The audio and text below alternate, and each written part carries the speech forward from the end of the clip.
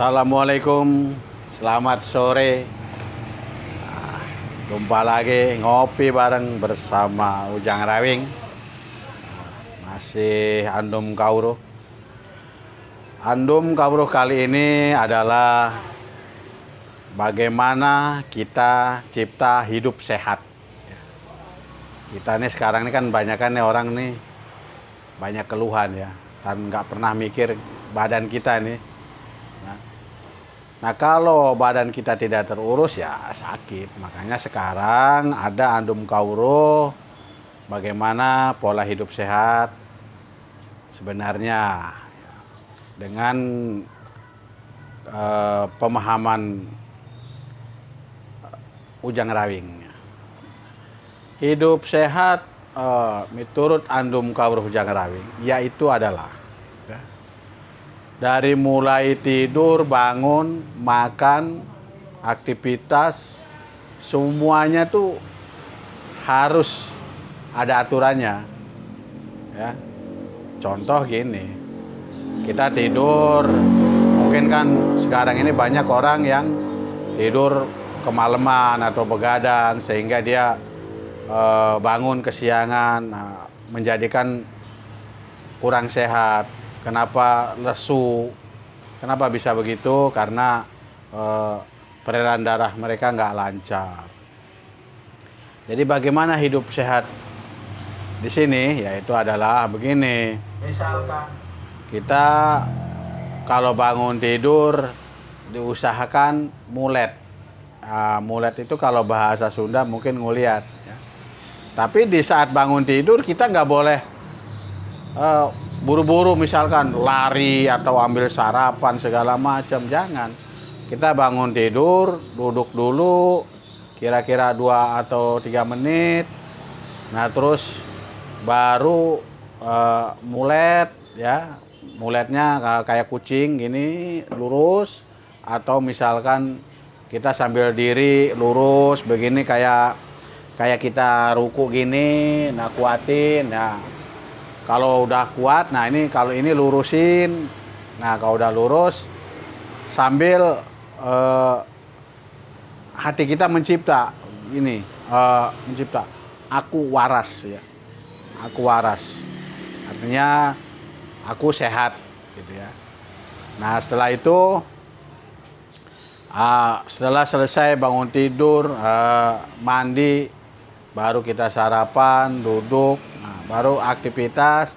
Nah, kalau kita mau keluar rumah, usahakan tarik napas 3 kali biasa, tarik napas biasa. Di sini nggak harus aturan kan. Andum Kawruh ini kan olah anginnya terlalu banyak aturan. Nah, kalau yang ini tidak, yang ini cukup tarik napas, tahan, keluarin 3 kali, baru kita berangkat ngantor atau kerja atau keluar rumah lah ya intinya. Nah, sambil jalan ya mungkin kalau orang-orang yang taat dengan agamanya kan dia berdoa. Nah, kita sambil berdoa itu kita sambil di hati itu berkata aku waras. Nah, baru dia jalan beraktivitas. Nah, itu di bab olah ya, di olahraganya. Nah, terus bagaimana bab makanannya? Bab makanannya diusahakan kalau pagi ini kita makan yang sifatnya jangan jangan yang mengandung lemak. Misalkan kita sarapan tuh cukup minum air hangat gitu ya. Misalkan kayak gitu, itu penting. Kenapa air hangat itu dipentingkan? Begini. Manusia ini kalau bangun tidur ya mulutnya itu beracun. Bahkan racunnya itu mengalahkan ular yang berbisa. Itu kalah sama orang bangun tidur. Nah, kalau itu sampai ketelan masuk, kita belum aktivitas atau belum dicuci, nah itu kalau sampai masuk ke dalam, nah ini akhirnya akan menjadi penyakit karena sama artinya kita kena bisa sendiri. Nah, terus bagaimana caranya? Yaitu kita harus kumur air hangat ya. Habis kumur air hangat baru kita sarapan. Nah, kenapa kalau dengan kumur air hangat ini bisa ini yang ada di dalam tubuh kita ini mati. mati ya. Nah, kalau sudah seperti itu baru kita usahakan, kenapa harus makan yang sifatnya lemes atau halus. Nah, misalkan ya kalau orang-orang yang kota ya makannya roti mungkin ya kan, seperti itu ya. Kalau kita orang di kampung ya bisa aja bubur semacam itu. Nah, ini sangat bagus sekali buat nguatin usus. Kalau usus kita ini makanannya sehat, bagus, maka kita kerja pun tidak gampang lelah ya. Seperti itulah kekuatan ke cipta-cipta sehat buat kita sehari-hari, supaya kita nanti itu umur 40-50-nya itu benar-benar sehat. Terus kita harus punya kebiasaan. Apa kebiasaan kita? Misalkan kalau orang yang ngantor ini mungkin kan pakai sepatu, kita taruh sepatu usahakan naruh sendiri. Jangan, kan banyak kan suka ada dilayani dengan istri, anak atau pembantu. Nah, ini di sini saya sarankan usahakan sendiri. Naruh sepatu sendiri ya di tempat yang biasa, jangan berubah. Besok kita ambil sendiri juga di tempat itu juga. Usahakan itu tiap hari seperti itu.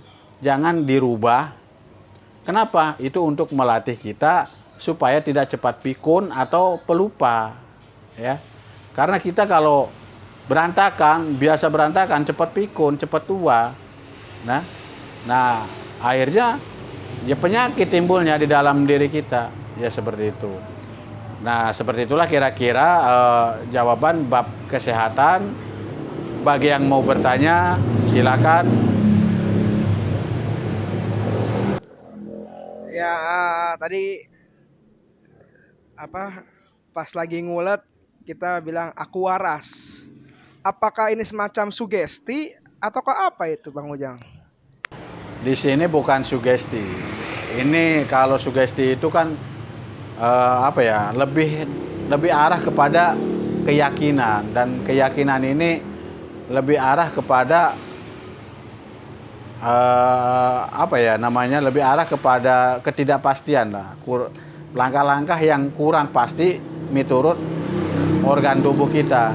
Tapi di sini sinawaras ini adalah sebuah hasil cipta dari otak dan hati. Waras di sini ini bukan berarti orang dari gila kembali tidak gila itu waras, bukan seperti itu ya. Waras di sini diartikannya sehat. Sehat kita ini sehat dari mulai bangun tidur atau dari kecil sampai tua itu sehat. Nah, seperti itu.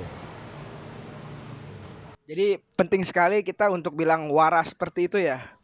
Itu sangat penting karena itu yang ngucapin pun bukan mulut kasar ya, bukan mulut fisik saya, tapi benar-benar ucapan itu hati ya, dari dalam hati. Walaupun itu mungkin yang berbicara jantung, tapi saya fokuskan yang bicara itu adalah dari dalam hati, bahwa aku waras itu benar-benar dari dalam hati keluarnya.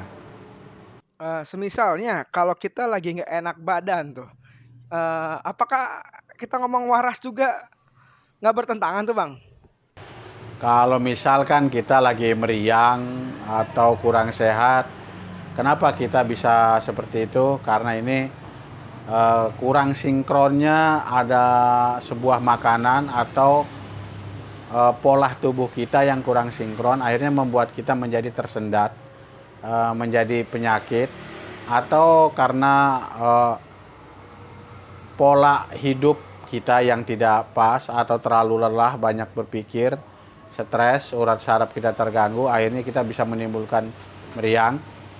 Dan ini bisa dicipta oleh waras tapi di sini ada tambahnya begini, kalau misalkan untuk orang yang sudah kena penyakit atau punya penyakit, di saat kita berkata aku waras ini, mata kita harus bisa membayangkan bahwa kita ini sehat. Jadi benar-benar kita itu bayangkan dari tempat tidur kita berdiri, berjalan atau lari. Jadi Kita bayangkan dari tempat tidur, kita bangun, bayangkan berdiri, terus berjalan. Nah, seperti itu. Itu harus kita bayangkan seperti itu di saat kita berkata aku waras. Ya. Jadi itu dilakukan kira-kira 3 menit. Kalau yang sudah ada penyakit harus dilakukan 3 menit. Oh ini, aku waras. Kita bayangkan, bangun, berdiri, dan jalan. Nah, itu 3 menit. Ya, seperti itu. Oh, jadi di saat kita lagi nggak enak badan atau meriang, kita ngebayangin di mata kita bahwa kita lagi sudah sehat seperti itu. Oh, sampai kira-kira sampai kita sudah membaik gitu ya, Bang Ujang ya? Biasanya kalau orang yang sudah bisa melakukan itu, kalau memang dia benar-benar sinkron, ucapannya sesuai apa yang saya bilang tadi, 3 menit dia bisa lakukan itu, 2-3 hari itu dia sudah jalan, sudah waras, biasa aja sudah sembuh seperti itu.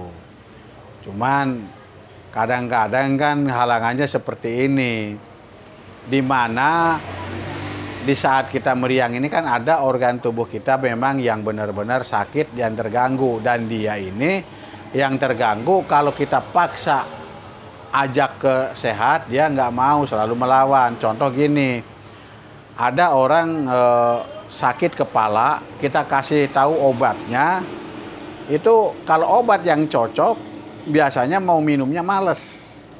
Nah itu seperti itu. Nah sebaliknya kita yang melalui cipta tadi, kalau kita mau sembuh, biasanya kita mau melakukan itu males, sama seperti kita mau minum obat. Nah, seperti itu. Oh, ada tanda-tandanya juga ya. Oh, ada atau bisa juga kayak seperti ini. Misalnya kita pergi ke dokter atau ke dukun, belum sampai ketemu dokternya atau dukunnya udah sembuh. Apakah bisa semacam itu juga? Kalau itu kan, kalau misalkan cipta ini kan sebenarnya bisa aja terjadi sebelum kita sampai dokter atau sampai dukun, bisa aja terjadi kalau orang yang sudah melakukan cipta. Tapi ada orang yang belum melakukan cipta, kadang-kadang sudah sembuh di jalan. Dia dia takut ketemu dukun, mungkin dia bayangan dia takut dikasih minum apa segala macam. Atau kalau dia mau ke dokter, dia takut membayangkan sakitnya disuntik. Nah akhirnya saking takutnya di situ, dia memaksakan untuk berdiri supaya tidak ke dokter. Akhirnya dia paksa bahwa saya itu sehat. Nah timbullah di situ, supaya saya tidak ke dokter, saya kepepet, saya waras. Nah seperti itu. Itu pun bisa terjadi. Itu disebabkan karena takut. Bisa.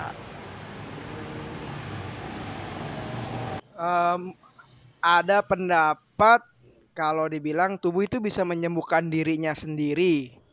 Apakah betul pendapat seperti itu? Tubuh kita ini bisa menyembuhkan diri sendiri, itu betul. Begini, ini sudah bab pengobatan hati ya. Kalau ada orang yang penyakitnya memang sangat berat, bahkan sangat berat, kalau dia malas ke dukun atau ke tabib atau ke dokter, dia cara berobat sendiri, itu pun bisa terjadi dengan cara yang seperti saya bilang tadi, terus dengan cipta, terus dengan pola makan. Nah itu pun kalau sudah berubah, itu pun bisa terjadi sehat. Kenapa? Karena makanan-makanan yang bergizi dan yang bervitamin itu bisa membantu tubuh kita menjadi kebal dan menjadi kuat. Itu pun akan menjadikan kita kesembuhan. Nah, hati ini sangat bergerak. Kenapa bergeraknya hati? Karena sebenarnya sakit itu bukannya ujian.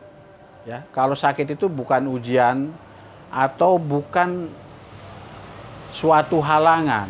Sakit ini, penyakit ini adalah kesalahan kita sendiri karena pola hidup kita yang tidak sinkron.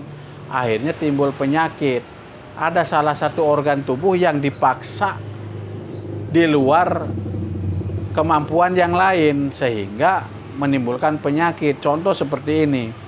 Kita mikir terlalu berat, kita paksa, ya itu akan menimbulkan sakit. Yang sakitnya apa? Apa pikiran? Tidak. Yang sakitnya ada kepala. Kenapa kepalanya sakit? Karena ada urat saraf yang belakang itu adalah sensi dan itu sangat lemah sekali dan dia tidak bisa diajak bekerja berat seperti itu. Silakan, apakah masih ada pertanyaan lain? Untuk mengaplikasikannya berarti setiap hari kita harus bangun tidur sampai kita tidur lagi pun kita ada tata caranya. Kayak tadi bangun tidur kita harus ngulet sambil ngomong waras. Kita makan makanan yang sehat juga. Apakah dengan makanan sehat aja tanpa kita bilang waras itu bisa berpengaruh juga atau kurang? Kalau dengan makanan, kita yang sehat ini kan tubuh, artinya raga ini.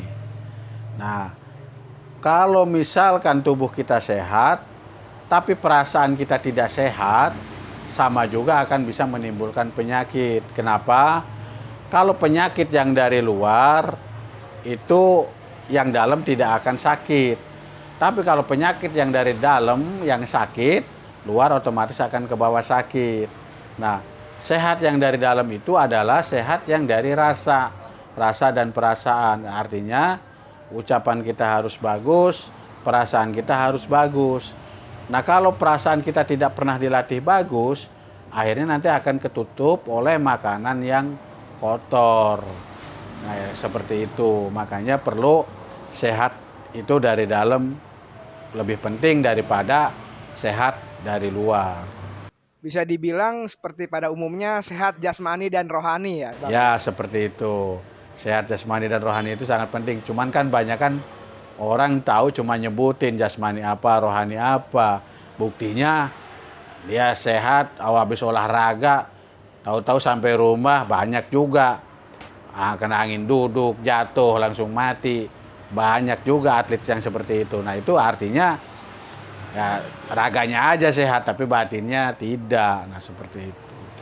Nah, yang Andum Kawruh di sini tidak mengharapkan seperti itu. Yang diharapkan Andum Kawruh di sini adalah benar-benar sehat lahir batin, bukan hanya sekedar diucapin. Begitulah. Oke, mudah-mudahan dari bahasan kali ini, sharing kali ini bisa kita semua buat para pendengar, penyimak bisa mengaplikasikannya agar kita semua bisa sehat secara lahir dan batin. Amin. Ya, cukup sekian. Kalau sudah ada tidak ada pertanyaan lagi, cukup sekian sampai di sini. Semoga jawaban Andum Kawruh ini bisa membuat kalian puas. Wassalamualaikum warahmatullahi wabarakatuh.